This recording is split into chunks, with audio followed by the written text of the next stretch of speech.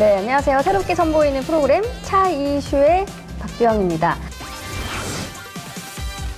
하나캐피탈 명예사원 양상국 씨를 소개합니다. 안녕하십니까. 네, 명예사원 양상국입니다. 장준택 기자님, 자동차 분야 권위자 김필수 교수님,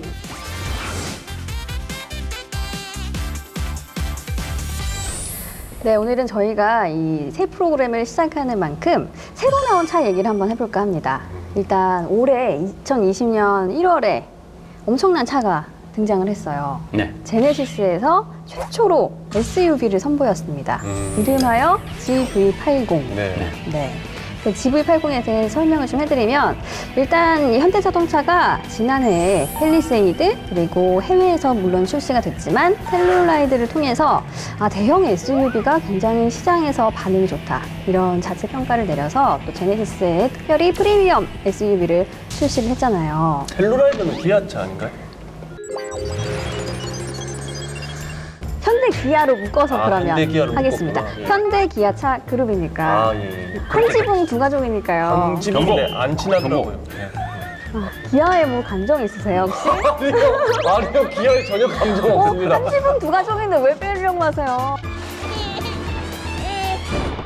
네, GV80이 지금 한국 자동차 시장에서 어떤 의미를 가지고 있는지 교수님이 한 말씀 해주시죠. 상당히 의미 있는 차가 아닌가 이렇게 보고 있습니다. 물론 최근에 들어와서 디젤 엔진 문제 때문에 지금 생산 중단하고 또 AS를 늘리면서 적극적으로 대처를 하고 있지만은 이 제네시스 같은 프리미엄 브랜드를 지향을 하면서 세단 중심에서 SUV가 최초 나왔다. 물론 GV80이 나오고 앞으로 GV70이 나오지만은 이제는 어느 정도 트림을 잡아서 진행할 수 있는 부분이다.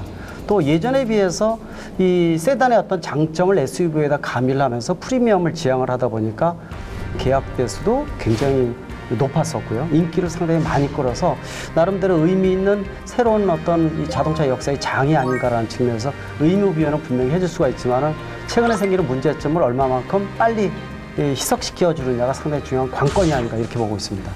그러니까 이게 현대자동차에서 만든 프리미엄 브랜드잖아요. 그래서 갈 길이 멉니다. 예. 근데 덜미를 잡는 거죠. 자꾸 모든 자동차 회사들이 자동차에 결함이 없었으면 하는데, 특히 이제 제네시스 브랜드는 단숨에 프리미엄 영역으로 확 올라가려다 보니까 신기술을 많이 집어넣었어요.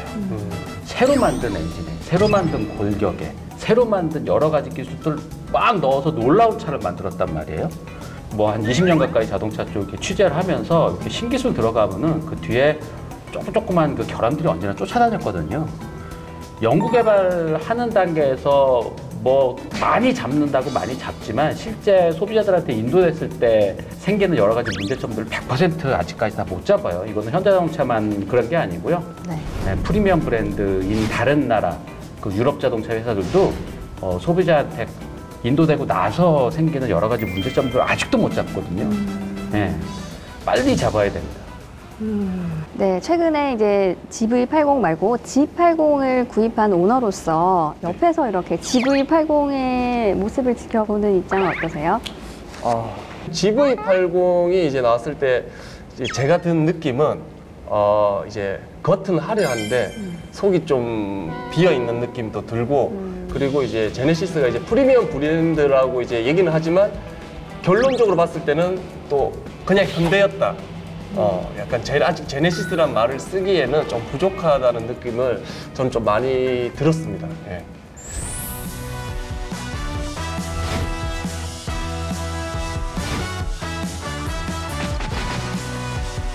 제네시스 브랜드의 첫 번째 SUV로 세단 중심의 분위기를 바꾸는데 기폭제 역할을 했다는 평가를 받아온 GV80. 출시 첫날에만 15,000대 계약을 기록하며 선풍적인 인기를 끌어왔습니다. 하지만 얼마 지나지 않아 디젤 모델 일부 차량에서 진동 현상이 발견되는 등 품질 관련 이슈로 아쉬움을 자아내고 있는데요.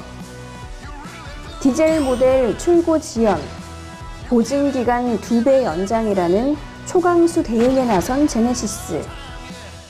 부디 이 위기를 잘 극복해 현대차를 대표하는 프리미엄 브랜드가 되기를 바랍니다.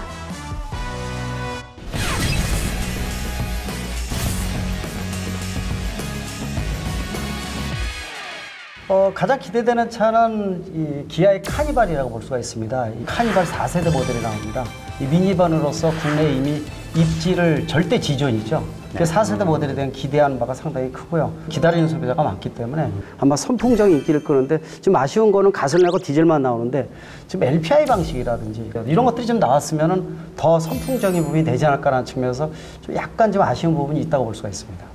지금 카니발은 아쉬울 게 없기 때문에 그 여러 가지 라인업으로 만들어 달라, 뭐 사륜구동 넣어달라 이런 요구들은 많지만 네, 그렇죠. 그냥 지금 만드는 것도 계속 만드는 대로 계속 팔리기 때문에 새로운 개발을 잘 안 하는 것 같아요. 79, 11인데 좀 아쉬운 부분이 있어요. 11인승 자체가 트립이 걸려서 시속 최대 110km이지 않습니까? 그렇죠. 근데 이 부분들이 사실 정부의 책임이 커요. 국토교통부에서 저도 이제 잠을 내주면서 110km 걸지 말아라. 왜냐면 스트렉스하고 카니발 11인승을 일반 이 트럭이라든지 버스 같은 경우에는 90km, 100km 거는 거 맞지만은 전 세계적으로 개인용 민간 차량을 이렇게 제한 속도를 거는 차가 없습니다. 저는 이제 근데 좀 개인적으로 궁금한 게 제한 속도가 110이잖아요. 네.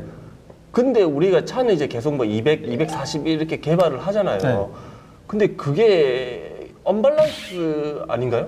최대 우리나라 국내에서는 110km거든요. 그러니까, 예, 근데 그러니까요. 이제 순간 추월에 대한 부분들은 굉장히 중요한 부분이 있어요. 네. 차가 사고 안 나는 제일 중요한 것은 내가 생각을 했을 때 차가 거기에 가 있으면 사고 안 상게요. 근데 생각만 했고 차가 1, 2초 느리면은 바로 그게 언밸런스가 되면서 사고가 생기는 거거든요. 차로 변경 같은 것도 할 때도 그렇고 그래서 반올이 280, 300가 있는 거는 자기 만족에 대한 거 희망을 주자라는 측면이 그냥 강하다. 자기 만족이군요. 맞습니다. 희망 그런 것도 고문이네요. 근데 순간 가속에 대한 것들은 굉장히 중요한 의미를 가지고 있어요. 자, 그리고 요즘 굉장히 여러 가지로 핫한 차 G80 얘기 한번 해볼까 아, 합니다. 하지 마. 핫하다 그러면 안 돼요. 하지 마. 화재의 자동차. 야, 이게 저는 이제 오너니까 그런 얘기들이 이제 좀 더 잘 들리네요. 그래요? 예. 제네시스의 대표 모델인 중대형 세단 G80은 2013년 11월 이후 7년 만에 3세대 모델을 출시했습니다.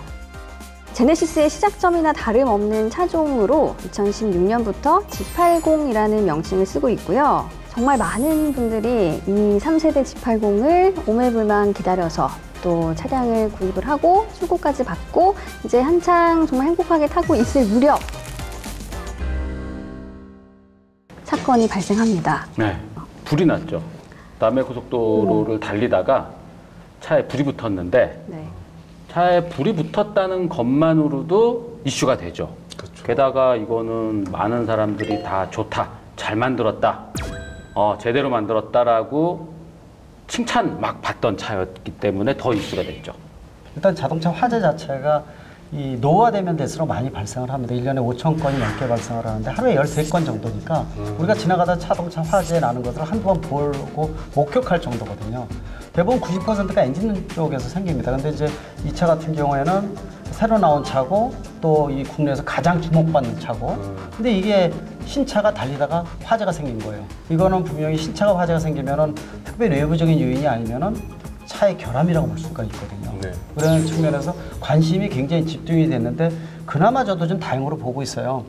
상자를 예를 들어서 좌우를 차로 변경을 하지 못했는데 앞에 장애물이 있는 거죠. 그래서 운전자가 좌우로 틀지를 못하고 그냥 바닥으로 끌고 들어갔습니다.